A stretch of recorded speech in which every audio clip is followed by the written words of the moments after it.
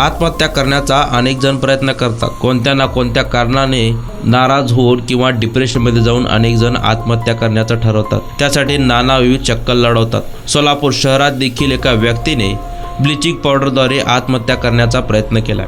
यातील सविस्तर माहिती अशी की दत्तात्रय बाळाप्पा कोंडा, वय वर्ष 48, राहणार न्यू पाछापेठ सोलापूर, सध्या राहणार सिद्धेश्वर चौक, नवदुर्गा मंदिर जवळ लष्कर सोलापूर। या व्यक्तीने दिनांक 5/1/2024 रोजी बाथरूम धुण्याची ब्लिचिंग पावडर अज्ञात कारणावरून खाल्ली। त्यामुळे त्याला रक्ताची उलटी होऊ लागली आणि त्रास होऊ लागला। त्याला उपचाराकरिता सोलापूर सिव्हिल हॉस्पिटल येथे त्याचा जावई किरण यांनी दाखल केले। सध्या तो अर्धशुद्धीवर असून त्याच्यावर सोलापूर सिव्हिल हॉस्पिटल येथे उपचार सुरू आहेत। सदर घटनेची नोंद सोलापूर सिव्हिल हॉस्पिटल पोलीस चौकी या ठिकाणी झाली आहे।